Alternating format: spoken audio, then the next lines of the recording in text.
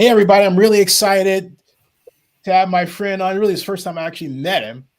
We follow each other on Twitter, social media. To the extreme right, he is Phil Jones in the NFL. And joining me is our NFL vlogger, Vinny Lospinoso. Phil, welcome, man. Great to have you here, brother. Glad to be on. How you doing today, Zennie? I'm great for having had both of you here. I'm caregiver to my mom, so that's my first job. So it's she just turned 89. So yeah, Oh, nice. yeah, absolutely. I'm blessed. Happy birthday. Thank you. On Sunday. Yeah. Blessed. Yeah. Blessed to have her here. Phil, state of the Raiders. Whew. That is, what am I looking for? They are on a path to turmoil.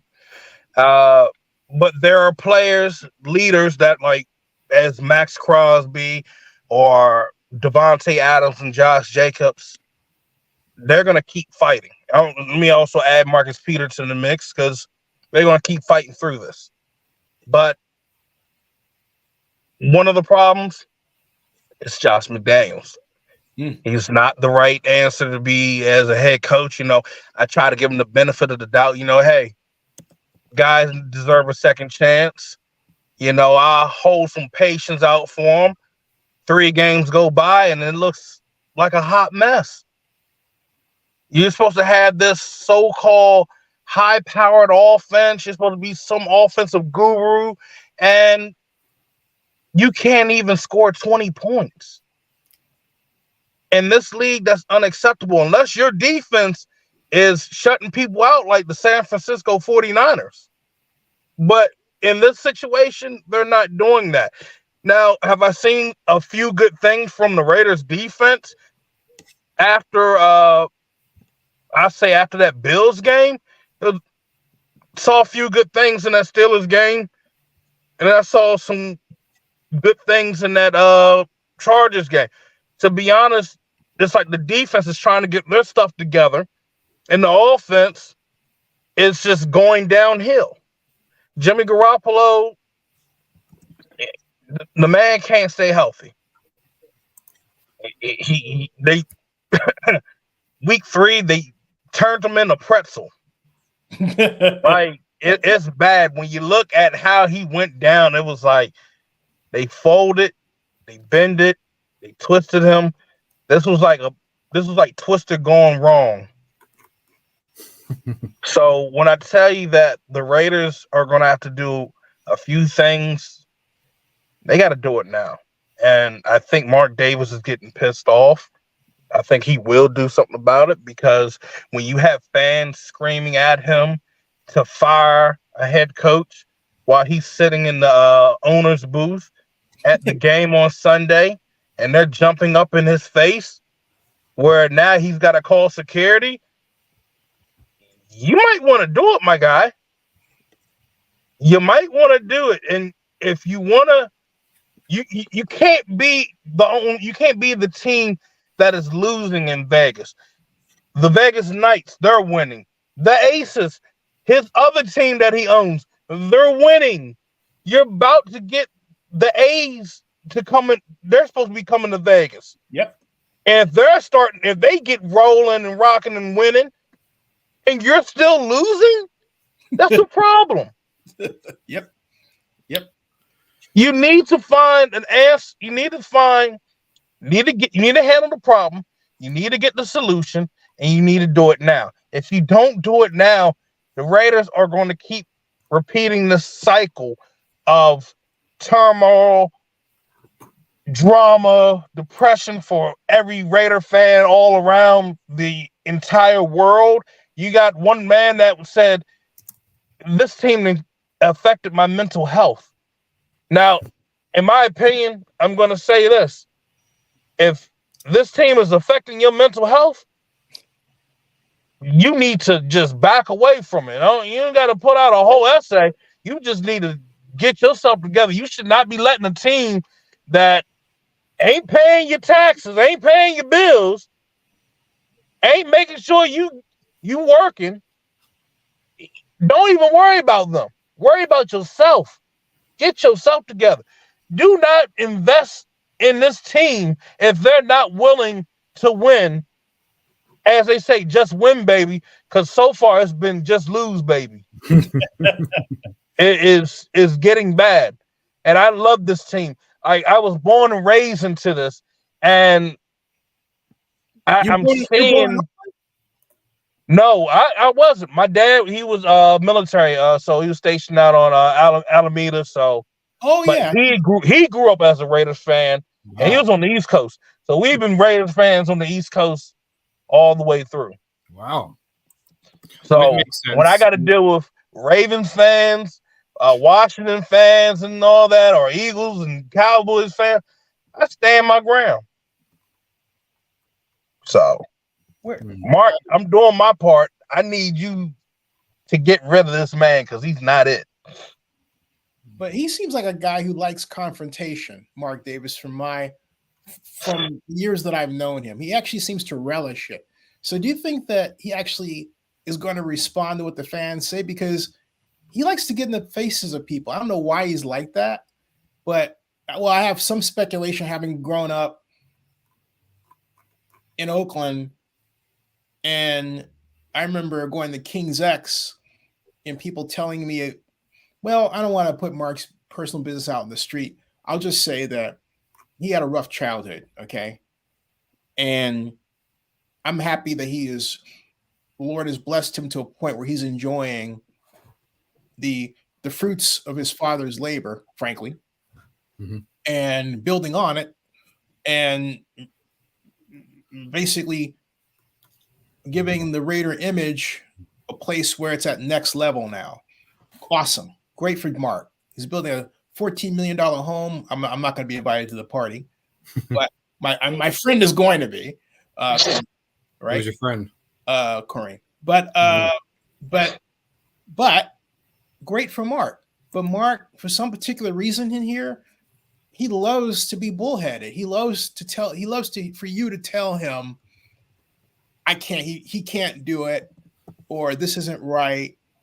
And he's eager to prove you wrong, or he just likes to, it's like he's one step from wanting to punch you all the time. It's hilarious. Crazy. It's hilarious. Funny. It's hilarious. I can't, I don't know if you've experienced that side of Mark. I have. Okay. So I just wondering what you thought about what I was saying about Mark really just being confrontational like that and not really wanting to change. Oh, sorry about that. Okay. Yeah, Phil, what do you think about that? About him being confrontational, not wanting to change. See, I've seen Mark probably up close, maybe once or twice in my lifetime. And I mean, he's always came off as laid back for me. Mm-hmm. But I think in this matter, Mark, he needs to just step back, and he needs to really find someone to help him advise on the football aspects of this team. You got the financial part down. You got your team. I love the team president who they have. She's doing a hell of a job, Miss Douglas. Yes. And I need him to just get to the point where it's like, look, you got the money, the revenue. You're not someone that was only making millions of dollars. Now you're at the billions now. We're at like $2.3 billion for this team, or going on to 3.5 now. Now you need to put it together, or okay, we need to $5 billion. It's worth $5 billion now. About $5 billion now? $5 billion. Let me ask you, Zennie. That doesn't include that's the Forbes net worth, because I remember you saying to me, like, Jerry Jones told you that the net worth may say like $6 billion, but it's actually like 12 or 13 billion. Was that? No, Jerry didn't say that. No, that was the potential for the Dallas Cowboys with sports gambling legalized over time. And we were having a conversation at the Raiders sponsored by in 2019. That wasn't about the Raiders. The Raiders are worth $5 billion. I just looked it up. The net worth of the Raiders, according to the Las Vegas Review Journal, is $6.2 billion, which makes them the sixth most valuable team in the I'm NFL. happy to be wrong. So see, now it's $6 billion. Thank you, Vinny. No problem. Anything to help you guys out. I appreciate that. Thank you. You see my point, Phil? Cha-ching! A lot of money. That Vegas money, man. I remember there was a time they were at the bottom of the list. Yeah, they were. They were near the bottom for quite a while, but according to this list, it's 6.2. I mean, that's more than just what Forbes says.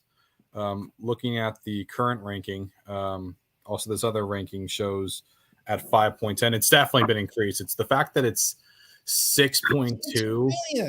It's crazy, just absolutely crazy. Looking at their last year in Oakland. Phil, I got to ask you this. I want to make this about Phil. I don't want to get too far into that, Vinny. Yeah, it was 2.4. I got to show you this, man, because you're talking about, Mark, right? Yeah. The mayor of Oakland and I plotted this years ago. Okay, this is what happened. All right, listen to this. All right? The mayor's concerned that you're working at cross purposes. Libby Schaff is concerned what? That you're working at cross purposes. Okay, I think you're making accusations and things like that. No, it's not accusations. Yeah, they are accusations. No, it's not. As I've told you, we're working as hard as we can to stay in Oakland. Okay? We're meeting with every one of their. So you're willing to put money in Coliseum City if it calls for it? If you get a, we're putting $500 million into Coliseum City. So what do you say? Is that something new to you? No, we've been saying that for. Sir, it's the pre-development expenditures that have been made. They've been publicly announced on the video. See my point, Phil? That's the Mark I'm used to. I like how they were direct. And see what happened, Phil, was like, all right, that situation was 2015. And my god sister, the mayor of Oakland, was Libby Schaff, had called me the night before. And I said, he's working behind your back. He's going to send the team to Vegas. And she said, oh, no, he's had my parents down on the field. That can't possibly be the situation, blah, blah, blah. And so we plotted to do what you just saw, for me to ask that question and put him on the spot, because that was the NFL Spring League meeting, okay? Good. And Mark, came off kind of like, what? Huh? I mean, one thing I liked about it was that he didn't shy from talking to me, right? And he never has. I mean, put it this way. I like Mark a lot. I really do. It's not, I don't dislike Mark at all.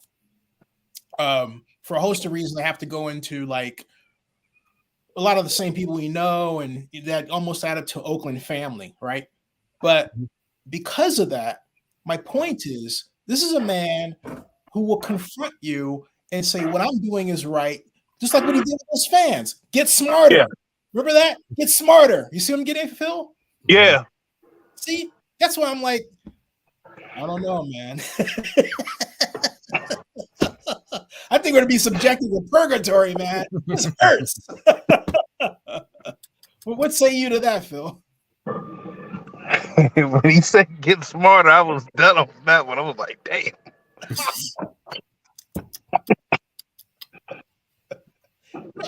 I mean, it's like, how many coaches have we been through? 7? Ooh. Depends how far back are we going when it comes to head coaches the Raiders have had? No, I'm talking about Mark Davis. 7. Oh, let me just check. 7. All right. 7. Right? Yeah, because that's what Allen, Del Rio. Yeah. So Allen. Well, you don't forget Hugh Jackson. He inherited Hugh Jackson. Yeah. So Hugh. Yeah, for a minute. I say I add Hugh. So he has. I love Hugh.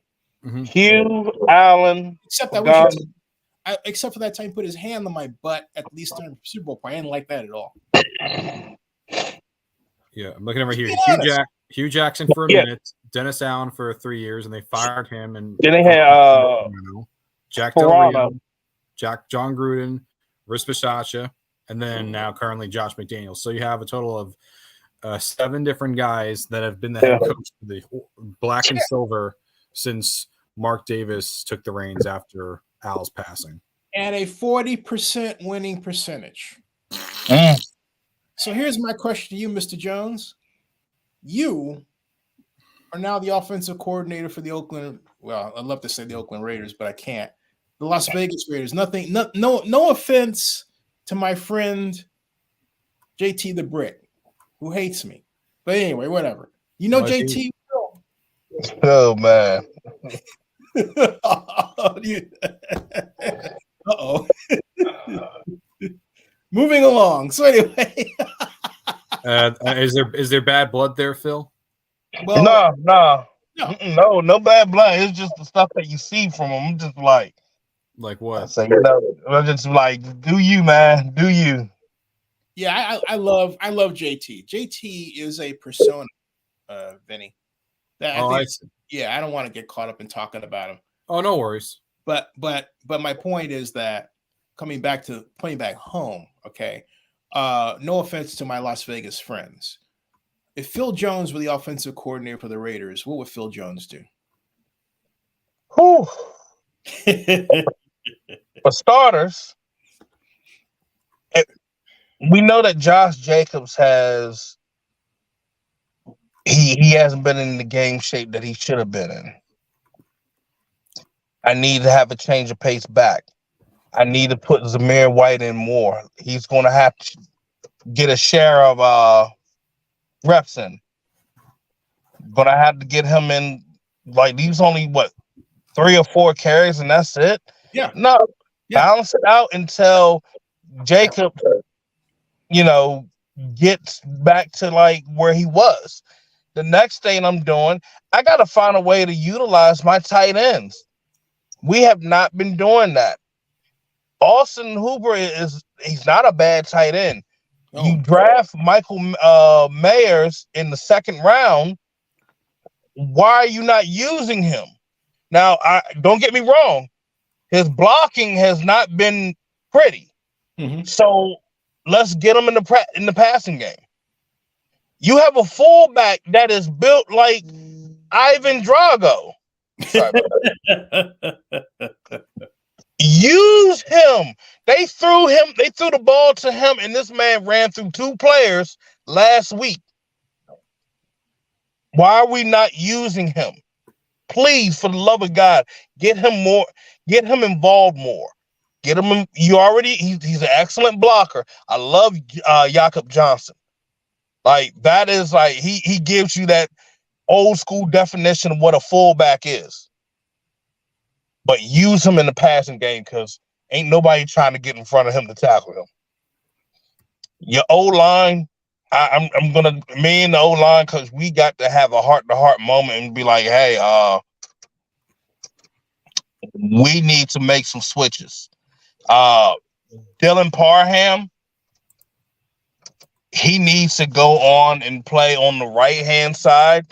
I think maybe, or you need to go on and move Jermaine Illuminor inside, because he is not the answer at right tackle. He's just not it. So, I mean, he really hasn't been it. He talks about that him and Colton Miller are going to be the best tandem in the NFL at tackle. They're not. They are average. I would like to see Thayer Mumford out there at right tackle and move Illuminor inside at guard, which I actually feel he would be more successful there. He can move, but I put it like this. Jermaine Illuminor can move, but he can't move right tackle speed, what you need nowadays. So you move a guy like him inside, he should feast. He should be able to be like, that's a guy that might end up playing to another contract or more money. And they're not doing that. They're not making these adjustments where they can do that. Some of these guys on this line, they're good, but they're in the wrong places. They have this overall, if I was the head coach, this team has talent. They're plugging them in the wrong places. And that's what's pissing me off. Are you satisfied with the playbook then? Because you mentioned personnel playbook. Yeah. I mean, to be honest, you can do a little bit more with it, but I feel like, I've been looking at a few things. This is basically the same daggone playbook he ran with in 2016 when he was with the Patriots, when they were always they were down a couple games and they were coming back from it. Mm-hmm. No, because I asked is the one thing that I was excited about when he first came in, and it was in preseason, but then he stopped using it. He had wide receiver splits, 2 yards outside the numbers, stretching the defense. And they quite literally, toward the middle of the season, went through these tight formations, which I detest. I understand. I was having a conversation with Ted Say, who's actually the father of the jet sweep. I know him, he lives in England, about this. I understand the reason for all that, but I'm a Sid Gilman guy. I believe in stretching. I'm an Al Davis, Sid Gilman, old school guy in that way. Yeah. Right. I'm a Bill Walsh guy in the other way. But I believe in using the formations to stretch your defense, right? And we're not. That's the Raider way, and we're not doing it. I'm looking at what they're doing. I'm thinking, we had an identity that actually worked. I mean, except for the whole super deep drops using yards instead of steps that got us sacked all the time. The other part worked pretty well. And hey, speed kills, right? Whatever happened, man? I want you as the offensive coordinator, Phil. You have what's his name? Tucker. Mm-hmm. Tucker is out there. They line him out and they don't even use him. Yeah. Like you use him one time, and I'm just like, are you serious? This man has blazing speed. Use him. If I'm the Raiders, I think they want to use him, because I'm gonna tell you this. Danny Amendola, I caught on to what he was doing with him during the preseason. He had been mentoring him a lot. Like, okay, if you're doing this on special teams for punt team, you got to do this. You just got to go on and pursue it. You just got to go on and run upfield.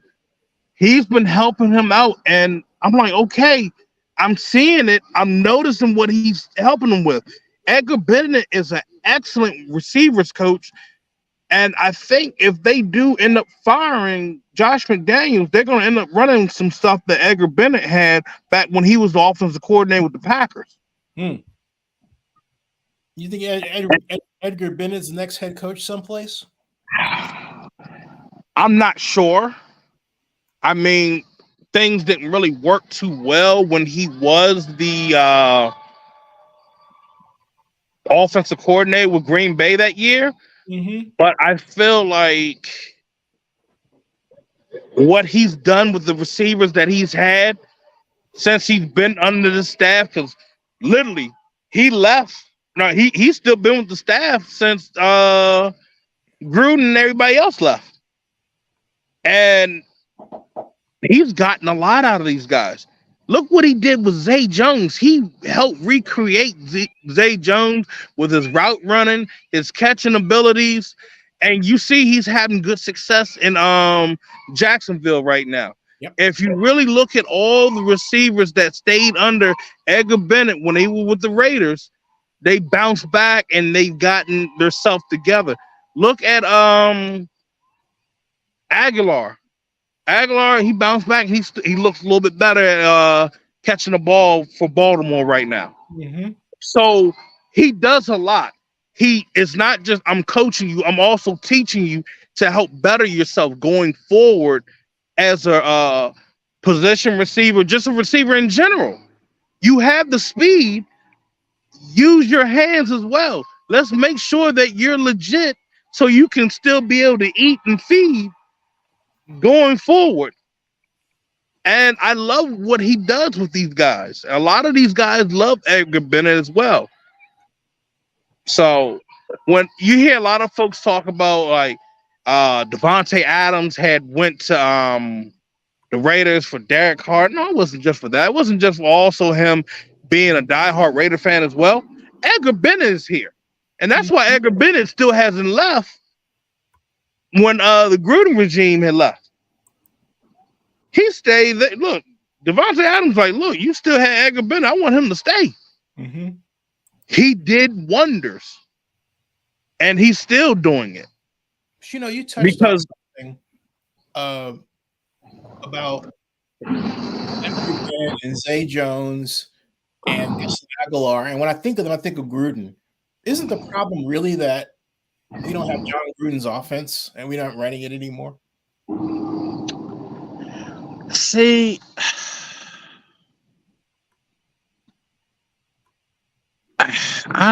John Gruden's offense, it was a mixture of different things. Yeah. It wasn't just like what we saw back in Tampa Bay or what we saw back in the 98 and all that with the Raiders. It's a mixture of different varieties from out of different playbooks. Yeah. I did an article way back in the day that John Gruden was putting together all these playbooks of things that he's also learned from he had ran a fired head coaches camp. Yeah. Back when he was in Florida. Yeah. And he was just picking off everybody's mind and just combining all these plays of what's been good and what's been successful around the league or what was good for that player, and he was using it in their playbooks. Hey, were you at the 2018 NFL Combine when he came on? Were you there? And remember, he kept saying, "I need plays, I need ideas." Well, I was there too, and I gave him an idea he used. If you remember the opening play in preseason against the Rams that year, that it was out of spread formation. It was a cross buck to Marshawn Lynch. She took off 60 yards for a touchdown. Yeah, that whole play series was mine. Oh damn! Yeah, Nice. I had called. It's a read option jet sweep. I combined three plays. Basically, a lot of myself in love with Dustin Malzahn's offense. The running and everything. Yeah. But I realized that, hey, the offense doesn't have play action passes. And so I thought, I'm going to build a whole passing attack around Gus Malzahn's running attack.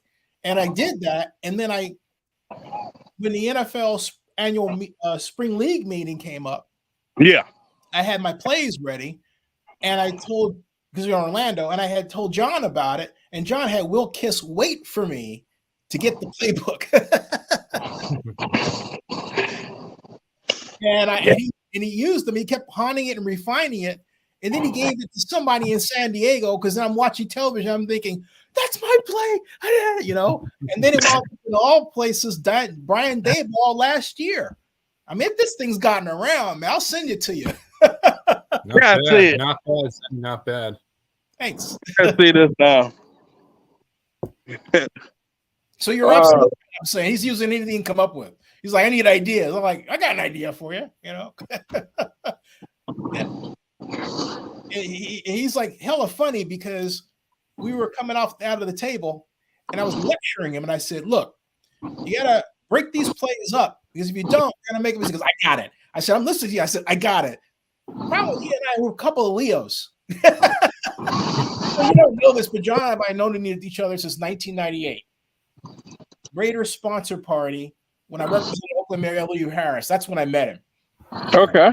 So it's a long story I'll tell you about another time. Hey, Vinny, got something you want to add?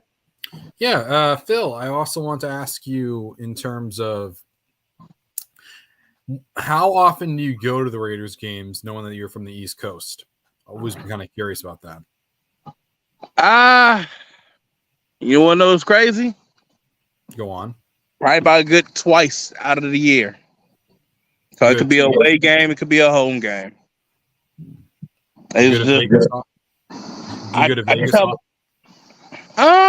Not that much. I just put it as when they were winning, I'm gonna go there. It's always been times where like I went out there, even when Oakland, I went out there and they were still losing, but I still love my team. But you know, the older you get, you realizing like, look, the way the economy's going, I'm like, why am I going to waste my money, my good hard-earned money, and you guys are not getting it done? And you're wondering, like, you're shooting yourself in the foot on something that is basic. You should be winning these games and closing them out, but you're not. Yep. And the more and more you constantly keep seeing the same retread, the same trend of what you're making on mistakes, and not just on one regime, but another regime, and then the other regime doing the same thing. There's something wrong here. Definitely. I try to tell folks, look, when that happens, and I tell them in my spaces, I said, look, don't waste your money. Don't get yourself worked up, hollering and screaming at them on the damn TV and shit, or at the game where you about to get your blood pressure up. You about to have a damn heart attack and shit. And your family wondering what caused them to have a heart attack. The Raiders. It sounds so funny, but also so sad at the same time. And it's crazy because you know what? I went to a bar. You know, they had Raiders fans there, and it was one of those games where, matter of fact, I take it back. It was the playoff game against the Bengals. And Carr threw that interception. Dude was losing his shit, and dude ended up having a minor stroke. Oh no, you're kidding me! Like they call the I'm dead serious. Jesus. Oh, and that's not funny. When I saw That's at not that funny at all. moment opened my eyes like I would not get myself worked up over this damn team. I'm not going to get myself a heart attack. I'm not going to get myself blood boiling. I may sound like it, but that's just me ranting. But I'm going to tell you this. I'm not going to get worked up and be ready to fall out dead over this damn team, because they ain't going to fall out dead for my ass. Hey, That's true. They aren't. Warp says the Raiders need to draft Caleb Williams if they ever want to win. Ruin draft capital and stay mediocre. Politics are involved here. Superstar quarterbacks elevate bad teams. What do you think about that, Phil? If they can get Caleb Williams, and I think that's a team that he would love to go to, and Caleb Williams is a guy that's from out where I'm at over here in the DMV of Maryland, DC, Maryland, Virginia area. Mm-hmm. I've seen him play in high school. He's a hell of a player. When he went right to Oklahoma, I was like, if he don't take governor, right? Huh? You're a black governor, right? Yep. Yeah, young Maryland guy. has a black governor, yes. Young guy, right? Yeah. Yeah. He replaced he took over the spot. Larry Hogan. That guy's gonna be president one day. I think Moore could. I think he could. It's possible. Yeah, wow. This gentleman says, what do you guys think about the Raider fan who quit following them for health reasons? Yeah, we were talking about that earlier. Yeah. You know what? he got to do him. He got to do him. He wants to be around for his family. He wants to be able to enjoy his life. Let him. You know, until they get their shit together, and then he'll come back. You know, a lot of former players, like, you know, Rich Gannon, I think Tim Brown has said something on it, and they were like, they felt bad about it. They were upset about it because they're like, this team is not getting their shit together, and it's really putting a strain on this fan base, and it's not fair.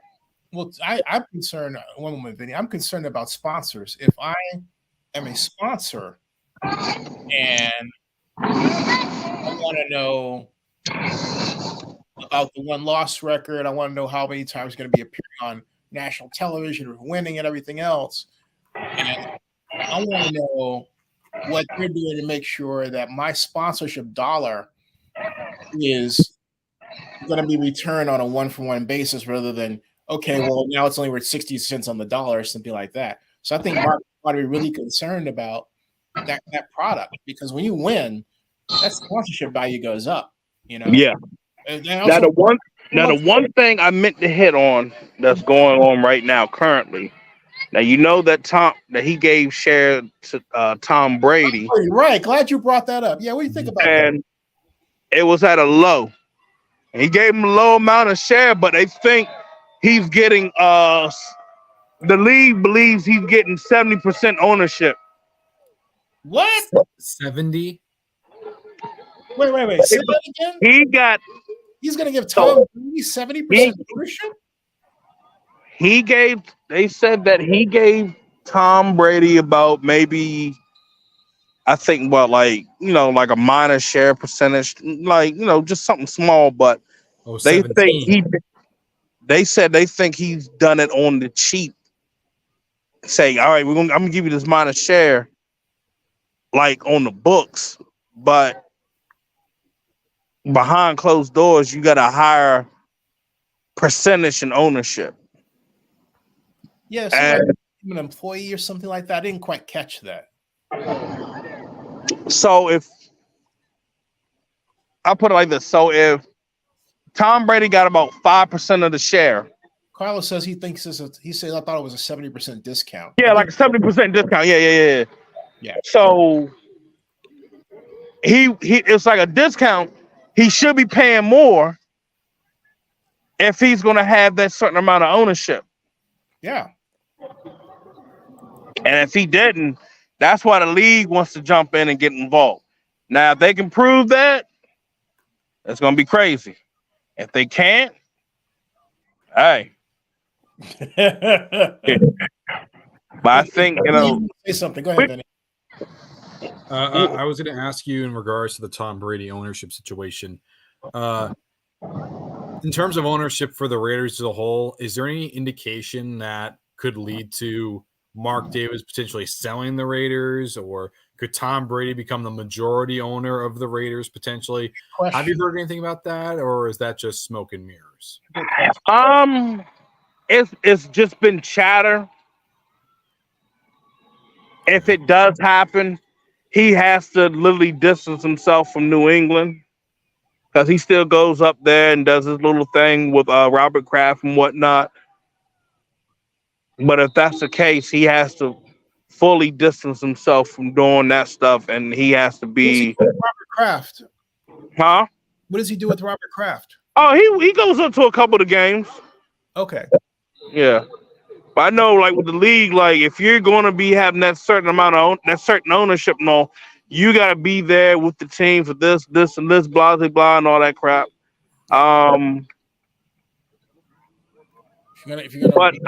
In this situation, I just still keep it as play it by ear. I wouldn't jump and say like, oh, this is definitely the thing that's going down. This is what's happening and whatnot. I wouldn't even say that right now, because this is just something that's like, it's hanging by a thread. Because until it's literally official that he has that that share and certain ownership with the team, I'm not saying a thing. I gotta ask you now, when you think about, I was warned about, or I warned others about, when Allegiant Stadium was under construction, and you had a construction worker that was a Chiefs fan. He held up the Chiefs Kingdom sign. And I said, that, folks, is your future. And I was right. Because, right? What do you think about these games with mostly Chiefs fans or Niners fans or Steelers fans? You get the idea. He got to reach back out. He got to see. There should have been ways of reaching out to the folks in Oakland, because there's a lot of folks that still feel like back was turned on you. Hey, you turned your back on us. You rolled out. He did, Phil. That's what I'm getting at. There are still have. So you know what you do in these situations? If you still want to keep your fans, and yeah, we understand Raider Nation's everywhere, but the thing of it is, they were in the heart of Oakland.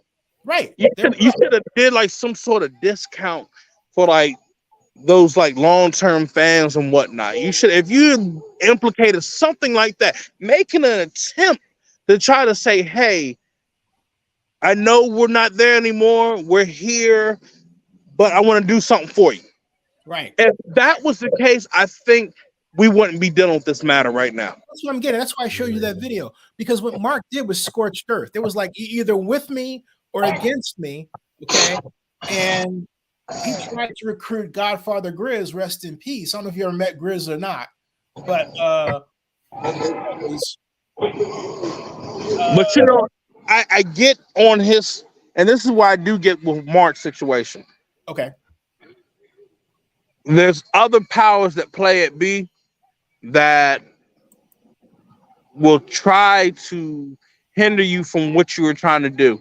So during that same process, you're trying to still have a successful season, and then you're also trying to get your stadium. Right. And because it's around the time of 2017. Right. And it just seemed like shit just went downhill. Mm-hmm. And then you getting screwed over on Sunday night with the index card. I mean, I'm gonna put it like this. There were folks that did not want Mark to get his stadium. There were folks that did not want Mark to be successful. Right. And when you have your back against the wall in those situations, and then you're trying to work in that, you got to mind it's a small one. He's still in that small window of I'm trying to work and build myself as an owner in this league, and still handle some football operations. Okay, well I got this. I got my general manager coming to me saying that, well, we need to get this, and this. And now the head coach is going behind the general manager's back and then going to me and saying that he's not getting this talent, he's not getting that. So that stress builds up. Right. Your back is against the wall. And so you're going to flip out on anybody. When you're in a situation when your back is against the wall, you will flip out on the nicest person in the room. And I think that was one of the things that happened with Mark. I want to offer something, because I was there at the 2016 press conference for the NFL special meeting in Houston to announce that the LA Rams were going to become just that yet again. And Kroenke was going to get his right to lead the team. And you got to understand, and that was another thing I feel like Mark was pissed off with. Like, looking at Kroenke getting another stadium after he had already had one. I have this on camera because I was on the front row, actually back row, and Mark came out, and you could tell before the cameras rolled. My camera was rolling. You could tell he was pissed. But I expected this is what I expected him to say. I expected him to say, all right, that we look forward to building our stadium in Oakland, right? And coming up with a facility that would be the league. He didn't say that. He said instead, the quest for a new home will continue. He said nothing about Oakland. Nothing about Oakland. He wanted out of Oakland. He wanted to be in LA.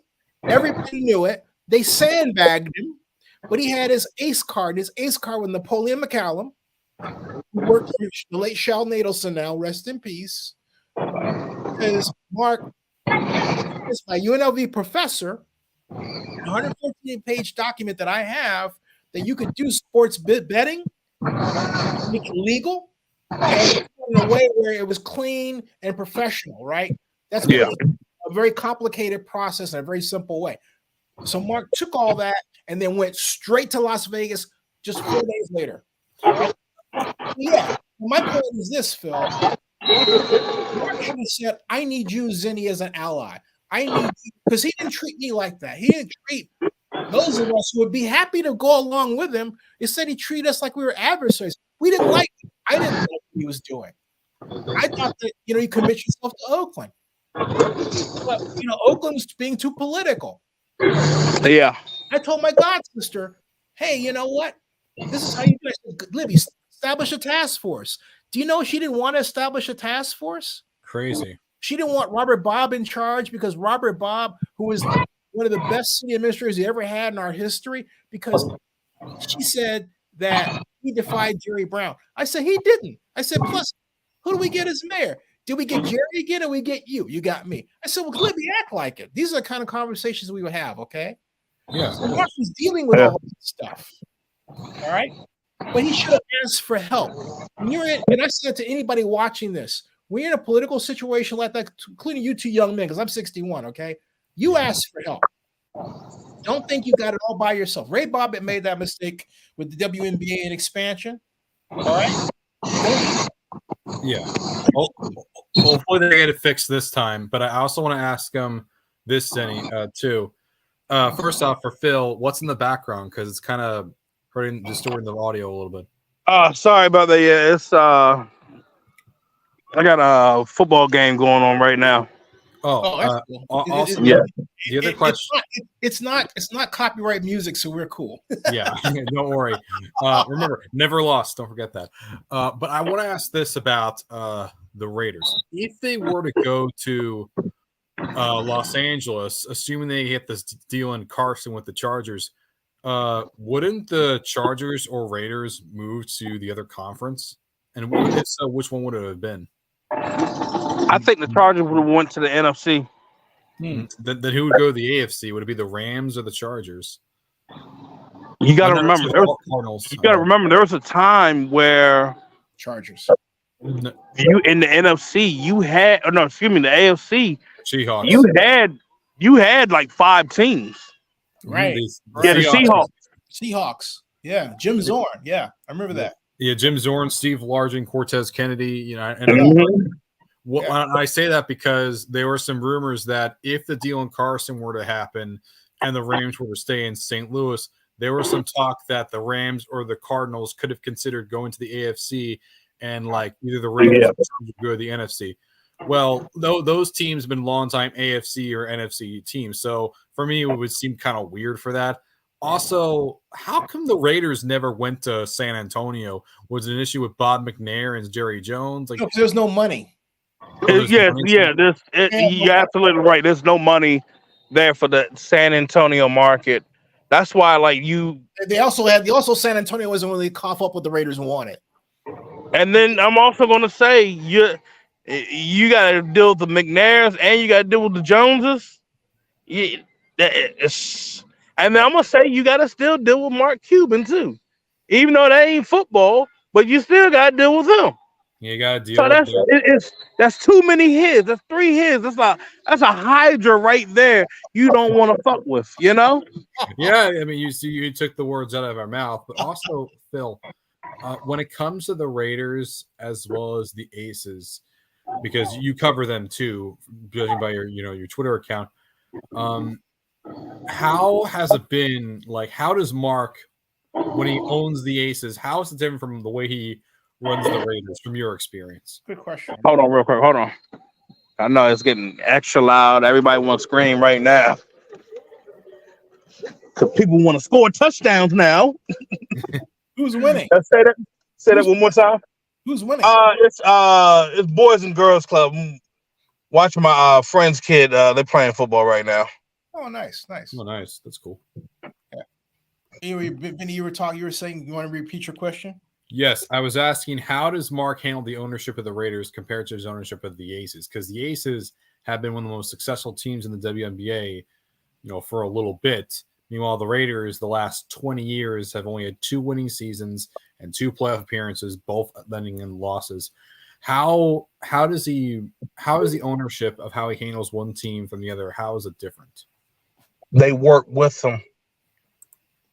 Everybody's on the same page there with the Aces, meaning from the front office staff to the players to the coaches.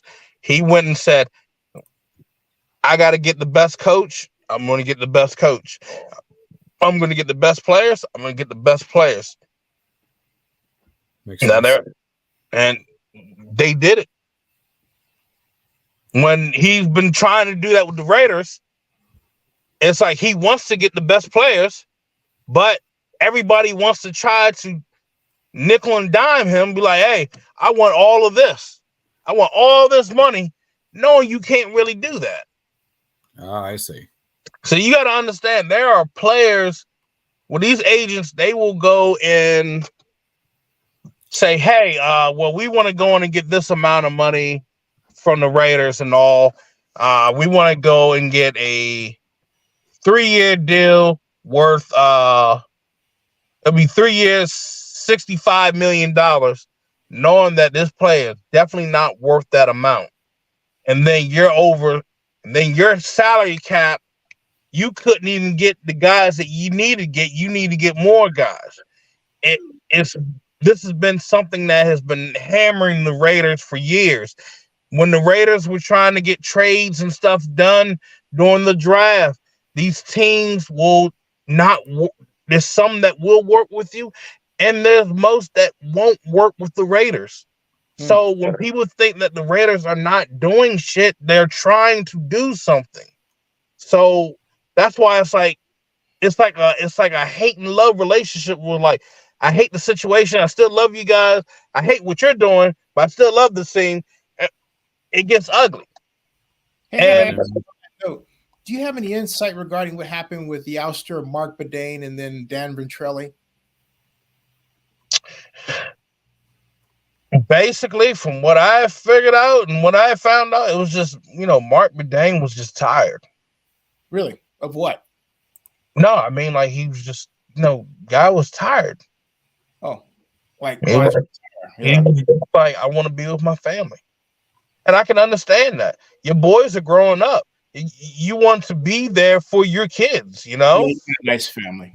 Yeah, he does. If you're not there for your kids, it's like, I'm not able to see them, like, grow up, do this, do that, and whatnot. So I got to be more involved.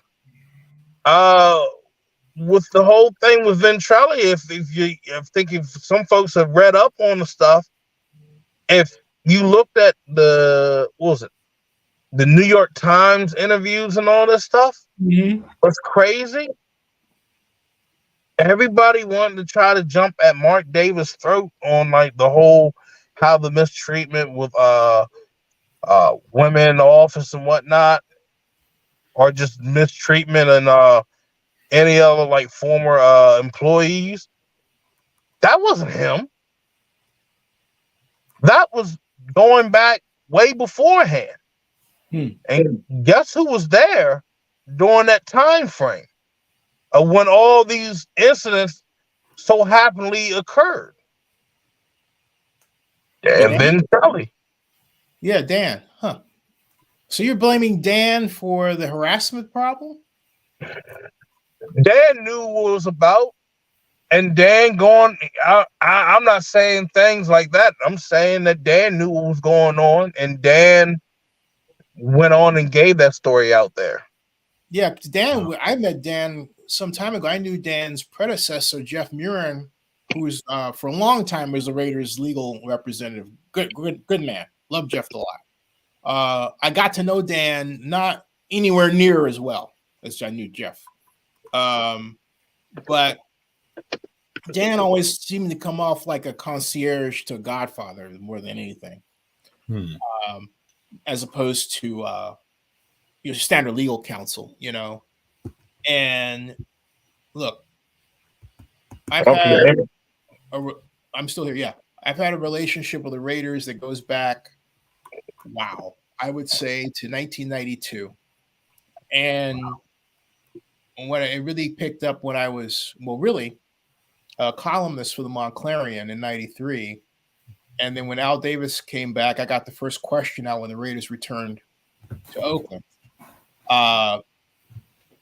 Over that time, I had a young lady who was a good friend of mine, Cal athlete, won't drop her name, became a Raider intern. We were dating. She told me that, in fact, two women told me this, that the way you ascend through Raider ranks, and this is under Amy Trask, my good friend, was character assassination. Hey, this person did this. Therefore, that person got fired and you took their place. Okay? So what happened with Ventrelli and everything, to me, I was thinking like, oh, this is old Raiders stuff again. Oh, You know, I thought, oh, it hasn't changed much, and they're in Vegas. Nope, same organization. You know, that's what went through my head. And Wow. that's why I look at like now. I see he's tried to clean it up as best as possible. He's tried to like make sure, like, look, make sure we're running this right, we're running that, no problems at all. We're running a professional team. We're not doing anything that is hindering folks or making them uncomfortable and whatnot. So, in my eyes right now, Mark Davis, he's like I said, he's got like the business side of things running good. He's got to get the football side of things running right. Yeah, you do. The Raiders are so familial, if you will. I'm not going to drop another name, but I'll say this is a well-known Raider legend who would always tell me and other people, call me at my office. Where's your office? Inside Raider headquarters in Alameda. So I call Monica. So Monica, so-and-so says he has an office there. So, you know, but a lot of players would do that. And it was that kind of, everybody expected to have, they still wanted to be part of the family, right? Yeah. Fake their relationships. I don't say that to be derisive of the organization. I say that because the flip side of it was an organization that if you needed, and John Madden is quoted as saying this in history, when you say if you needed a friend, there's one friend I call, it's Al Davis. That's true. There are a lot of people associated with the Raiders that to this day, if I needed a friend, I call. Like Charlie Santana Jr. It's my buddy going all the way back to 1993. All right, whose dad brought the Raiders back to Oakland when he was one of the great supervisors of the county of Alameda. But that's how it was then. It was before the internet. Everybody was family, you know. Right. Now, I don't quite know how to read the Raiders. I don't know where they're at. I got me. All right, Got a man on the field. It's been good 57 minutes, my friend. 57 minutes, 43 seconds, 44, 45, and counting. Mm-hmm. You know. So why before you head out, I got to ask you about the lawsuit that our mutual friend has filed, Jim Trotter. Your thoughts? My thoughts on it is it needs to play out. I feel that it's going to actually expose a lot within the NFL. You know, we also still had the whole lawsuit and the whole lawsuit situation with John Gruden in the NFL as well. Mm-hmm. So you're about to have a double whammy get ready to play out. You know, in this situation, people would want to run out and say, "Oh, you know, they NFL can just pay them off." And it didn't happen with John Gruden. It's not going to happen with Jim Trotter. Because I'm going to tell you this, how he was treated that day made no sense. How you try to ruin this man's integrity, his career, a black man. Tell people about that day for those who may not know what you're talking about. I felt so bad for John. Serious. So, go ahead. Tell them about that day. Hold on a second. Now, what, Jim? Yeah, tell about that day. You were talking Jim about Trotter? that. I didn't know which day you were referring to. Jim Trotter or John Gruden? Which one? Let Phil answer it. Which one were you talking about? We said I'm more on the round. Now with John Gruden. Okay, he wasn't even coaching. Right, you were talking about a black man. You said, I think you were talking about. Jim Trotter. What were you talking about? Yeah, I'm talking about Jim Trotter and how he was treated by Roger Goodell during the Super Bowl week. Right, as he had, you know, he went and asked him a question on the. I'm trying to remember exactly what the question exactly was. I'm trying to think off the top of my head, but I'll say right off what it was. He said, and I quote, he said, "Commissioner, the last time you and I talked, we talked about, and I said that there was no black representation at the top at NFL Network and NFL media. And here we are, we're a year later, And it's the same situation. Still is. What are you doing? And he said, and then he continued, he said, what are you doing to, and I'm paraphrasing, change that state of affairs? And Roger's answer was, well, that's not within my fear's responsibility, or words to that effect, which really isn't true. I mean, I know that for a fact. Yeah. Anybody, I know the league extremely well. That's not true. So I was surprised Roger would say that, but he did. That's what you're talking about, right, Phil? Yeah. And you run around and say in racism in the league. And when I mean in the league, we can talk about with the players and all that, but we're also talking about within the realms of coaching, ownership, general manager positions, and now media. And for a lot of us coming up in the sports media, we're looking at all these jobs and you see all these white boys getting these jobs. And we've had, if you're a black man or black woman in media, or I'm going to just say a minority, I'm going to also say a minority in media as well, it's hard. We got to go fight tooth and nail to get something to cover something, and they get that shit handed right to them. And I've seen it. I've seen it a handful of times.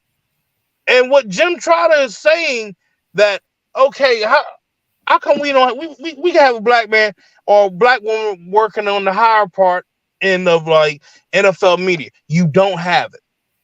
And it's becoming more and more of a problem. I'm just like, how can you say you relate to us and we don't have anybody in a position up top that can? Not at all. Phil, can I offer a different view here? Not disagreeing with you, but agreeing with you, but in a different way. Okay. When I was working to bring the Super Bowl to Oakland, and to make a long story short, out of respect for your time, the city of Oakland treated me like crap in the face of the league. Joe Brown was then executive vice president of government affairs. As the press conference was held where Jacksonville was awarded the 2005 Super Bowl, and my boss, Jerry Brown, was at the time a mayor and then later California governor again for the second time, said, you can't do this, you can't do this. As he's saying all that and going through his theatrics, Joe Brown comes over to me and says, and whispers into my ear, Zennie, if there's anything we can do for you, you let us know. So a couple of years later, I had the idea of covering the NFL draft because I was going to Raider parties, and I thought, at the headquarters, I thought, wait a minute, why can't I be in New York? So I called Joe. I told him my idea, and he goes, you're right. He said 2 words, you're in. I've covered the NFL draft under now Zennie62 Media Corporation, in which Vinny's a part of shareholder, for 19 years. And my point is that if you build your own organization as a black person, and you make the right connections, the NFL will open the door for you. I'm testament to that. I can't speak for how they run inside, what goes on there and all that stuff, except that there's clearly a problem. But I do know that for those of us who are entrepreneurial enough, right, they do open the door to media because they've done it for me. They've let me have first question out the draft. They have, every time they treat me like royalty. I even had one year at Radio City where I had a guest pass, and somebody else in the league said, how did you get that? I said, they said, I'm a special guest. Aren't I special? And all the other stuff, right? You're special in my mind. Thank you. Thank you, Vinny. So my point is, there is a path, but I think it's incumbent upon us to team up with each other and have our own corporations and raise our own money, and then hire other of us who are working for white-owned media organizations. That's what I was trying to explain to Byron Allen, but Byron doesn't like me because I like Barack Obama. Go figure. Was he conservative? So, which brings me to my other question: how can we steal you, Phil? We want you on. We can get you on Zennie62 Media. How much you cost? Right now, but I can give you stock. Come on, Phil, be part of the family. Yeah. Let me think about that, because I'm working with somebody that's also black media as well. So who? We gonna go. I'm working with New Stitch Media. Ooh. New Stitch. Yeah, Are they a C corporation or LLC? LLC. They got DB stock. I don't know. I asked my boy Faye and Frank. You get stock with us. I'll tell you that. Well, let me talk with my boy. Well, you know what? Let me talk with my boy Fago. Let me see how that go. You got it. He's done a lot. He's helped me out. Like I even cover at the White House. Okay. Yeah, we're on the White House. Like, Okay. and I've turned in the White House press at times. So I go out there, cover things not just for sports, but for any other events. Cover the Juneteenth event. I've covered. Wow, we're on the White House too since 2012. Barack Obama put us there. Nice. Yeah. So that's what I'm saying. We all could team together, man. We got that'd be fantastic. Sure, you don't have to just do that. You can do us as well. Like seriously. Absolutely. Yeah. Seriously, Phil, come on. Like, hey, you're someone that's been following the Raiders and the Aces for a while. We could use some more people that have expertise in the WNBA as women's basketball is growing. The Bay Area is going to be getting a team very soon. I mean, we'd love to have you aboard. But, if you're not able to do it, that's also fine. We're not going to force you. No, it's not fine. We want him. No, absolutely not. Man. But we do we do strongly encourage you to be a part. No, we want you on, man. Not strongly encourage. We want you on, man. But I do want you, Phil. I'm not equivocating. I'm CEO. Don't listen to this dude. Okay. You better get on, Phil, or else. Oh man. But hey. Yeah, let me go and roll out because they looking at me like, you coming down here? All right, man. I appreciate you guys having me on. This was fun. This was good. We'll have you back. And yeah, consider I'll send you a formal offer, So we'll do it that way. All right now. Okay, man. Well, you guys take care. Enjoy the rest of your Friday evening. You do the same, sir. All right. Thanks, all Phil. Right, all right. Thanks. Take care. Thanks. All right. That was cool. So what'd you think, Vinny? Well, first off, I hope he comes a part of the Zennie62 media family. But second of all, Phil is someone I've been following for a very long time, where it's really nice to get a chance to hear about his insight because he's been following the Raiders and he's been following the Aces. I've been wanting to know what his perspective is on the way the two franchises are run and if he's heard anything because he's seen them personal. Like he's gonna tell us something that we don't even know, and it's gonna only increase our intellect and understanding of the situation that's around us. Well said, Vinny. Mm-hmm. Well, on that note, I'm going to close up shop here, and we'll be back later, definitely tomorrow. We got NFL predictions to do. We were going to have Bill Carroll on. I don't know what happened to Bill, but hey, I don't think he ever got. Yeah, I don't think he never got back to me via text. Maybe he's busy. All right, I'm going to end this stream. Stick around in the background, Vinny. No problem. Hey, everybody, share this around. Thank you for hanging with us. That ends this broadcast.